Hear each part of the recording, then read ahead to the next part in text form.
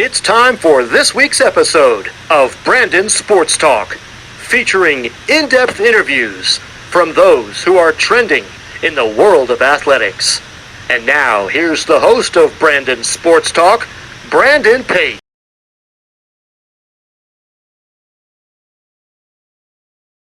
Much for this opportunity. Welcome back to Brandon Sports Talk. In today's episode, I have the privilege of interviewing the Rangers head soccer coach for men's and women's, Julio Guerrero. How are you doing today? I'm doing well, Brandon. Thank you so much for asking us to, talk about our soccer program and, a little bit about me as well. We're very honored as a soccer program, and thank you so much. So, yeah, we're very honored at the same time. You're welcome. Can you talk about how you knew that you wanted to become a college soccer coach? So how I knew is that I always loved the game of soccer. I've been playing it my whole entire life since I was 5 years old. And I knew that, after I was done playing, there was a time where it was gonna stop. I knew that I always wanted to be a soccer coach. I've always wanted to be around the game because this is truly my passion. I love doing it every day. I wake up at 5 a.m. I go into the office at 6, and I really don't leave till around 8 p.m. Usually at night. I truly love coaching the kids, and really this is something that I think I'm very grateful to do every single day. So, yes. What was that experience like for you playing soccer for St. Mary's? Yeah, so playing for the University of St. Mary's under Derek Mazetis was an absolutely it was a great experience. He really helped us a lot. He helped me a lot in terms of playing. Before then, I actually played at Allen Community College for 2 years. That was great playing under Doug DeMardo. We went to the conference tournament 2 years in a row. Then transferring over to the University of St. Mary's was a great experience. We had done pretty well in conference.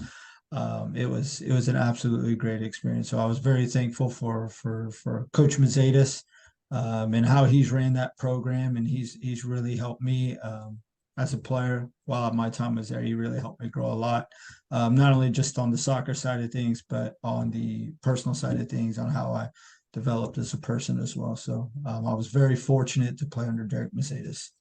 For you as a soccer player, what was that feeling like getting to represent St. Mary's and putting on that uniform for them? Yeah, so definitely playing for the University of St. Mary's was definitely an honor to wear that badge every single day, every time we stepped on the field.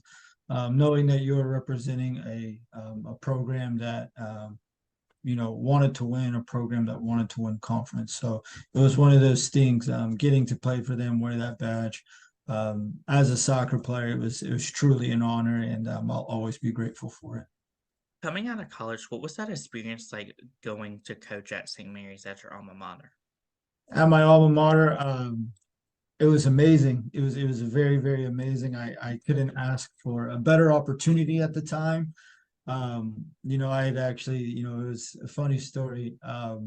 My assistant right now is actually working there at the time, and I was looking for a coaching opportunity, and I had met Ross, which was the assistant. We had talked, and he had been like, I had asked like, "Hey, is there any coaching jobs open at St. Mary's?" And then I ended up talking to Coach Mazetis, and fortunate enough, I got to volunteer help out a little bit, and then a month later, it was like, "Yeah, you want us to come in the fall?" And I was a GA, I was a graduate assistant, so assistant coach, graduate assistant, and I was like, "Heck yeah, I'll do it." And I was very fortunate, and I felt very, very honored at the same time. Being able to be an assistant, being able to be with the players, being able to help develop a team that you once played. And the cool thing about it, we actually finished. I think we were tied for fifth in the conference. We finished 10th. I think we won 10 games that year. So it was an absolutely an amazing experience to be able to continue to help that program be successful, help develop the players, help, of course, find fantastic recruits that came in and won on conference, and not only just great players but great people. So I think, when I was assistant at University of St. Mary's, I was very fortunate, and I enjoyed every single bit of it. Not only on the coaching side, but, getting to interact with all the coaches, and being able to, I thought that was absolutely fantastic. Every morning was, I was very grateful for. For you, what was that feeling like getting to step onto that soccer field for St. Mary's as a coach from when you were a player?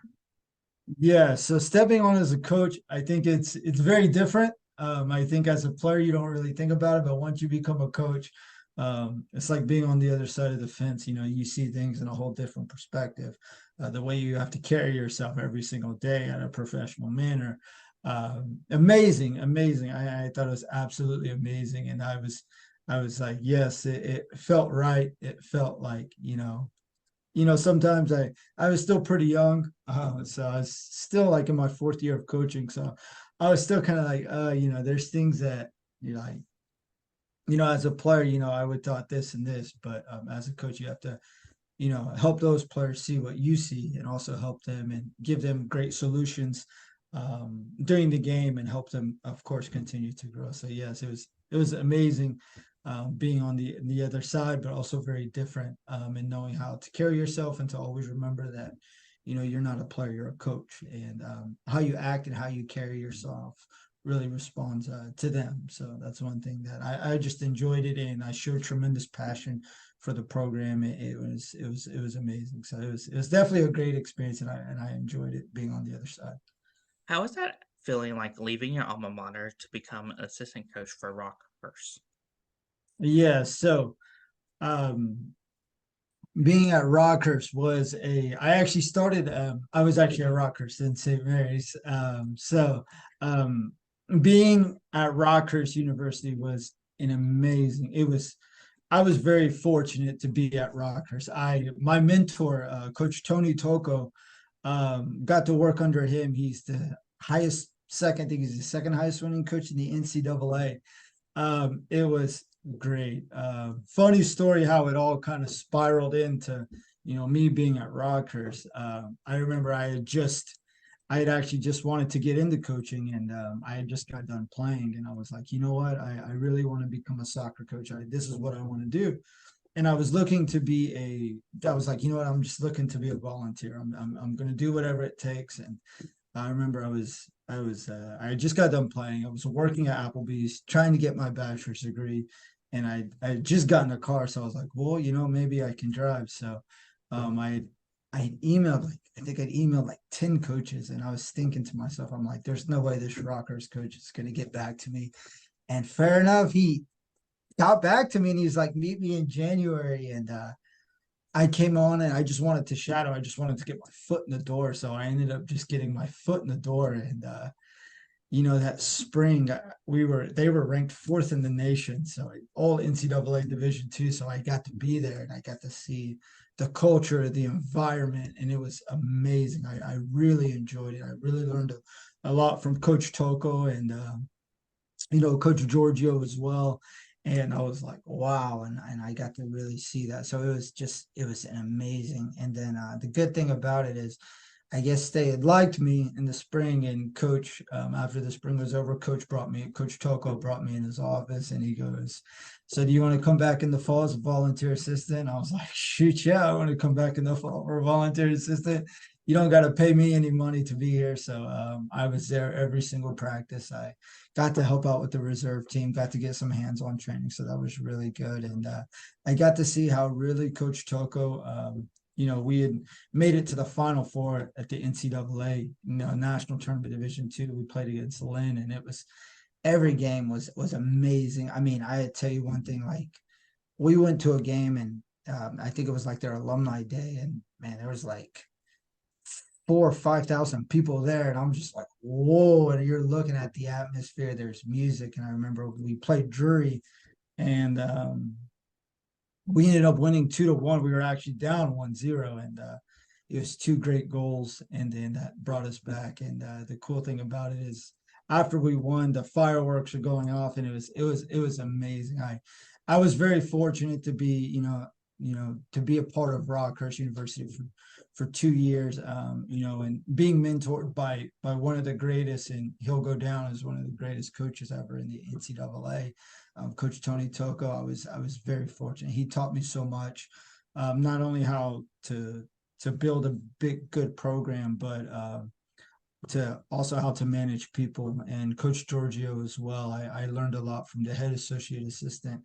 he just very knowledgeable at the game, very tactical. So I was just I think I was very grateful at the time, and you didn't have to pay me a penny to be there. I was just very fortunate to learn, and that's what I wanted to do when I started my coaching career. I really just wanted to learn and to grow and to kind of see how I could develop myself as a coach as well. And being at Rockhurst University and St. Mary's as well, I really developed who I was as a coach, and it was fantastic. And being able to, go coach at a game I think we had a game every Friday and Sunday because that's what they did in NCAA, was amazing. And being able to be fortunate enough to be on some great coaching staff is, I really learned how I wanted to build a program and how I wanted it to look. So being, mentored under the legendary coach Tony Toko was an absolutely fantastic experience, and an experience I'll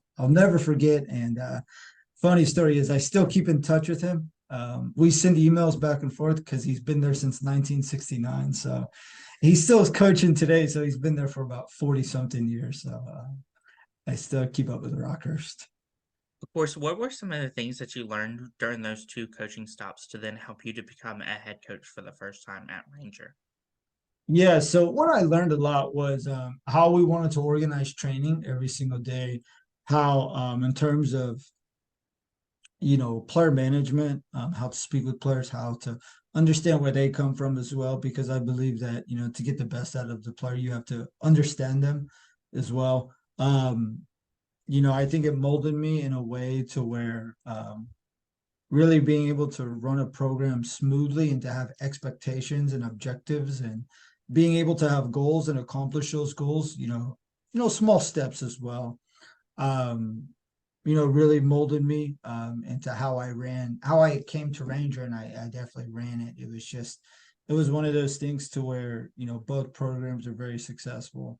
And it was one of those things to where I could be like, okay, this is how I want to run it. Of course, we're different. Everyone's different. Coaches, similar, but very different. And I had my own ideas in terms of that. I wanted to, both teams are very professional, with the training gear and the track suits, and everyone kind of being on a schedule every single day, knowing what time training is, knowing, when they need to be there before the game, having the expectations on um, trying to, of course, win a conference title, which was our goal, my goal every single year for the boys and the girls.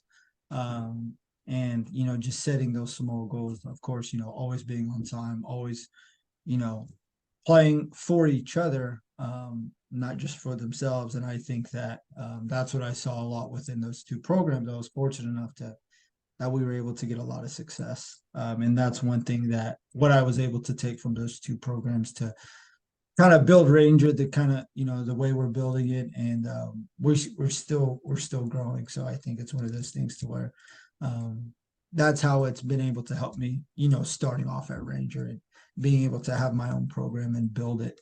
And the one thing I would say is just great people.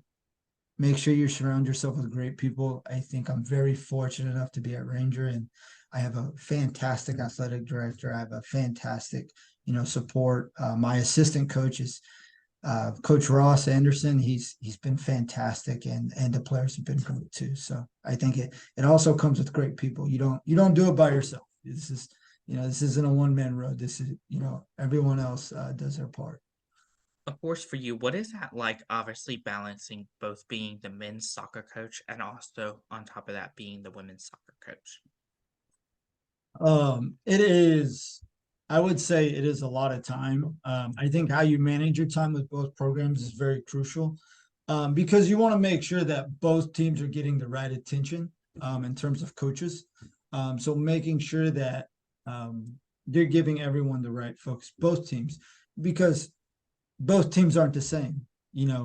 Men's might have some troubles with certain things, women's might have troubles for certain things. So you have to be able to manage it correctly to where now both teams are benefiting and growing. I think that's one thing, personnel, that you have to make sure that, when I run both programs, me and my assistant, we have to make sure that, we're making both teams better. It's not just we just focus on one team and not really focus on the other. No, we focus on both teams in terms of playing style, make sure that they both have a similar playing style, but in terms of the way we play, it'll be the same. But I think tactically, some teams they have their traits. Maybe the men's team might be better at this. Maybe the women's team might be better at this, and so it's just making sure that we're finding solution for both teams, so that way both teams can be successful and make sure they're getting the right attention that they need in terms of individually for the men's side and individually for the women's side, and team wise for the men's and team wise for the women. So I think just being organized and paying attention to detail and making sure that both teams are getting the right attention and both teams are growing equally and doing whatever we can to make sure that both teams will be successful. So I think organization, for me and my assistant, we've been very good at, or else I think we've been very good at. So we've been able to really help both teams grow and continue to grow. What does a typical game day look like for you as the head coach versus for your players? Definitely for me, I would tell you, I always say this before every game as a head coach. I still get butterflies, the excitement before a game. I still get very excited, but also very composed at the same time. I'm very focused, making sure that we have team sheets, making sure that players, the locker room's open, they have music so that way they can relax.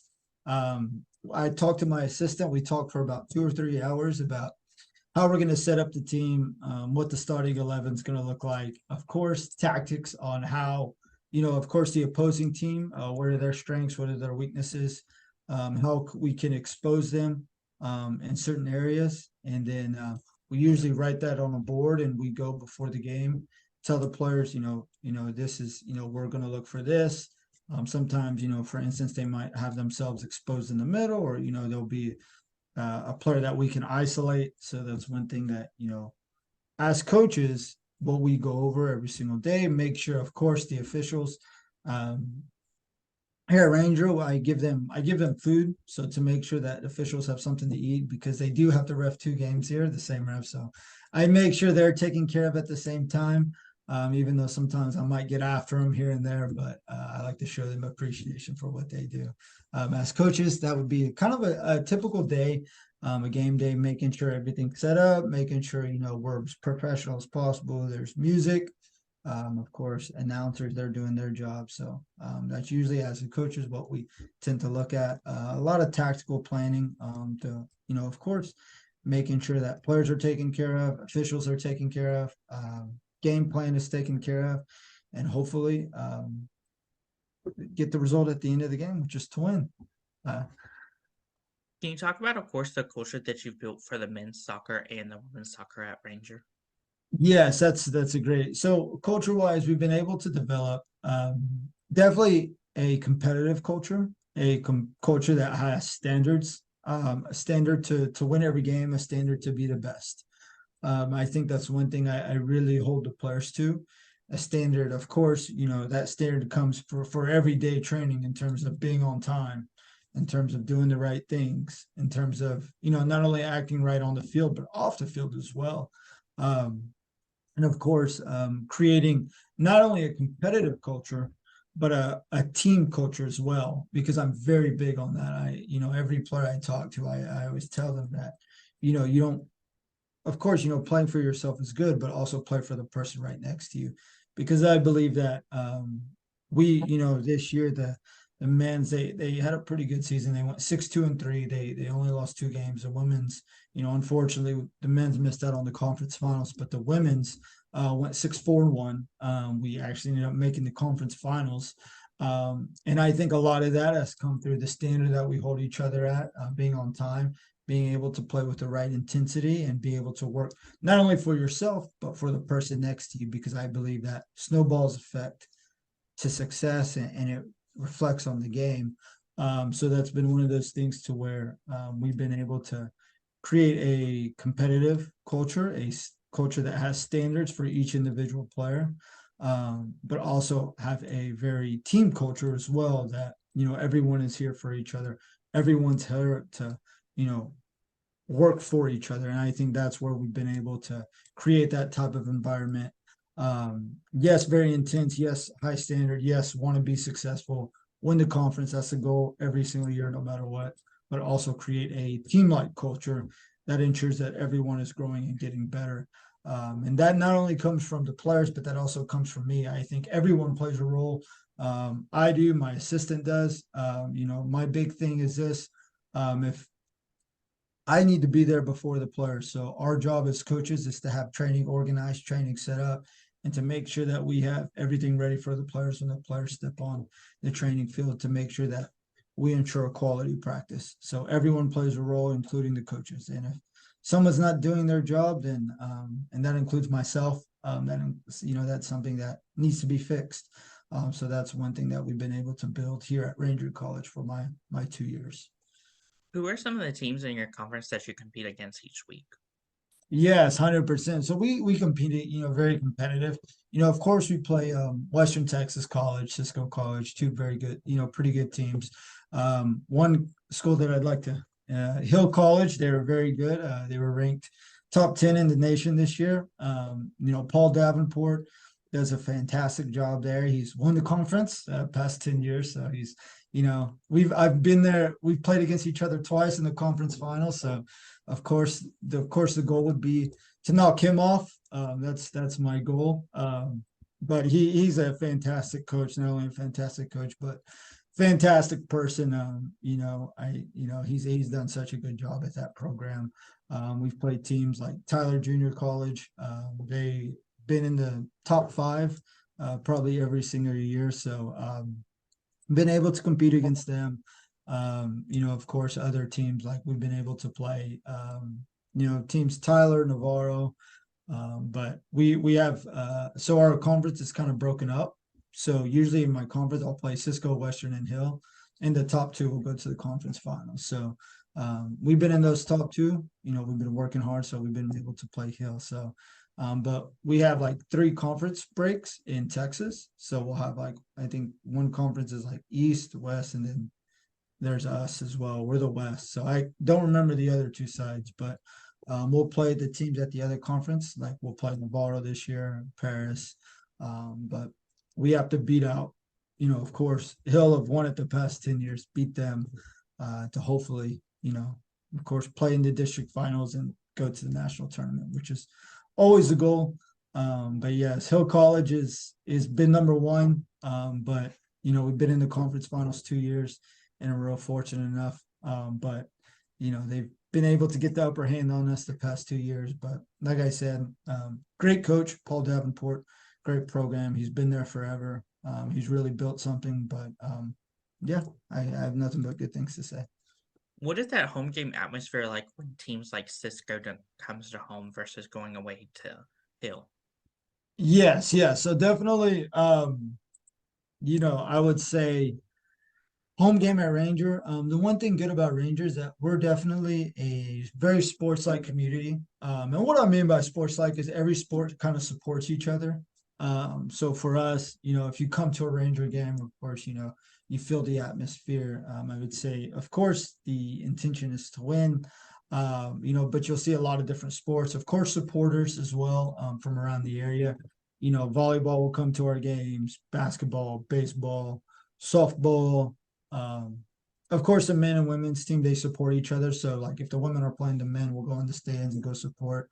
Um, Very, I would say awesome. They have drums that they play. So sing songs, little things like that, to motivate the players. A lot of faculty and staff will come out to the games as well.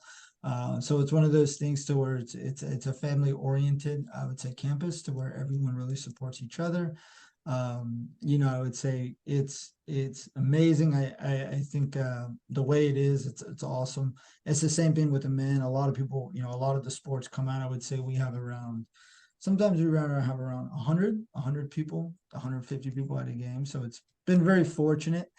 And I love, the fans, people who come out and support. I'm also very appreciative to them as well. What does that recruitment process look like for prospective student athletes looking to play both men's soccer and women's soccer? I would say the recruitment process, I would say just be able to send a good highlight video. Send a highlight video. Be sure you um the process, come on a visit, come look at the school. Of course, get in touch with the head coach. I would say that my thing with that is when you write a resume, make sure you write everything perfect, really explain yourself and who you are as a soccer player, and what it looks like for you moving forward as well.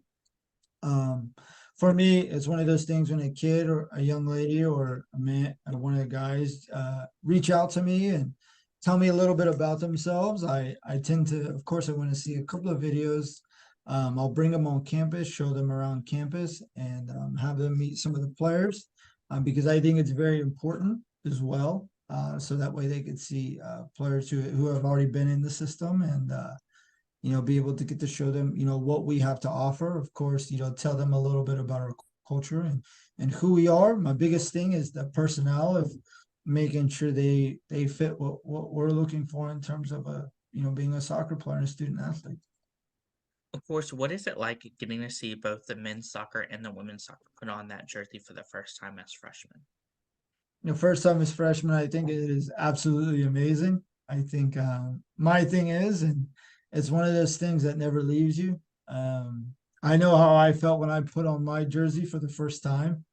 I know how that felt for me, and I also think it feels the same for them. You can see that usually the first friendly game, we'll put on the jerseys, and you can see by their faces some of them look very nervous, just because it's like, wow, putting on the jersey for the first time, and it's going to be the first time I wear a Ranger College jersey. So it's one of those things to where it's a lot of excitement and joy, and it's one of those things that I could see that the players they really enjoy being a part of it. Of course, what is it like getting to see those Rangers put on that jersey for the last time? For the last time, I would say it's for me as a coach, it's one of those things that never leaves you.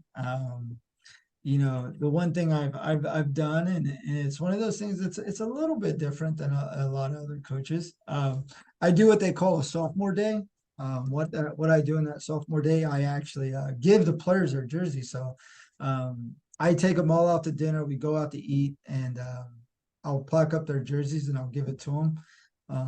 So it's one of those things to where it's heartbreaking because at a 2-year institution, you only get to be with them for 2 years. But for me, it's more than I wanted to make sure it was more than just, you wear that jersey for 2 years. I actually give you your jersey after the 2 years. So it's something you can be proud of, and it's something that you can hold on and you can look back 10, 15 years, 20 years from now. And you can say, that was the jersey I played in. That was the jersey, my highs, my lows, that I wore, whether it was a good game, whether it was a bad game. I believe that, it stays with you forever. And that's what I really wanted to put when I came to Range. I wanted, I wanted people to be proud of it. And then I wanted them to really say, I was really proud to play for, Ranger College. And I was really fortunate to be here. And it all just comes back to me, when I played at Allen, I played for 2 years and I was very thankful for my time there. So even at the University of St. Mary. So I just wanted to really give that feeling. And for me, it's kind of heartbreaking sometimes because you build a relationship with those players. You really do. As a coach, you build a relationship with them. You don't only get to know them as players, but you get to know them as people. And that transition from when they're a freshman to sophomore and, their last year, you really get to see them grow as players and as people. And, I really hope that they could look back at that jersey and just really be proud of it. So it's a mix of emotions sometimes. So it's as a coach, I know some of the players really enjoy it, and they really hold it with high honor, and including myself. It's one of those things that I'm just very proud and very fortunate they got to choose to be a part of our program. And it's something that I give their jerseys back, give their jerseys to them. And 10 years, 20 years from now, they can look back on it and be like, this is what I wore during all my time at Ranger. As a coach, what is it like seeing those players go on into coaching after their playing career? What it's like to see those players go into coaching,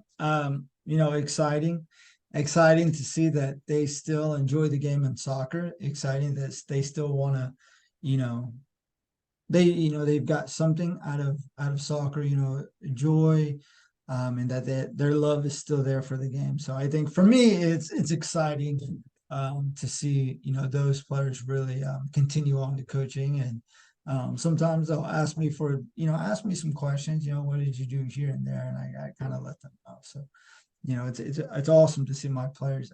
They still want to coach, they still want to be around the game. What are some of your future plans for the program at Ranger? Future programs for Ranger College, of course, to win a national championship. That's the goal. That is my goal. That is my future plans. I would say soccer wise, competitive wise, for both men's and women's program, to win a national championship, to win a conference championship. And I'm just a very I think that's where I'd love for the program to go, to win the ultimate prize for both programs. Of course, it's never easy, but we've got to continue to work hard and continue to really bring in the right players, the right coaching staff, and the right people. Not only win a national championship, and of course we want to win a national championship, win a conference title, but also build great student athletes. Of course, have a great team GPA. Be sure that of course, when players when they come here and play, and of course afterwards they move on to to big time programs, and big time teams as well. So that's one thing that I want to see. I kind of break it down in a couple of things. I would say the first, of course, win a national championship for men's and women's, be conference champions. That would be my goal, as on the competitive side, as soccer side, win a national championship. We're going to do our best to get there. We're going to work hard. We're going to put in the hours to get where we want to be. Is it going to be easy? No, but we have to work. The second thing, academic wise, is have a fantastic team GPA. Make sure, of course, we're being athletes, but we're being student athletes at the same time, and making sure that, the team as a collective is doing well academically, and making sure that they're getting the grades that they need to be successful in the classroom. So making sure that we, of course, I still do it, study hall programs. We have study hall every Tuesday. We have extra study hall for those who are struggling on Thursday, to make sure that they're getting the education they need, and they're getting the proper help they need. So that way, we as a collective, of course, I'd want a 4.0, 3.8 GPA, team GPA. That's always our goal. So making sure that the students academically are doing well. And the last one, I would say, for each individual player, I would want them, of course, to play at the highest level as possible, whether that's NWSL, whether that's NCAA Division I, big time programs, to see them be successful in their own aspect. And I think as a coach, those three things are always going to make me joy, and to also keep their love in the game of soccer. So I think that's one thing that I really want to see this, where we're looking to take this program in those three aspects.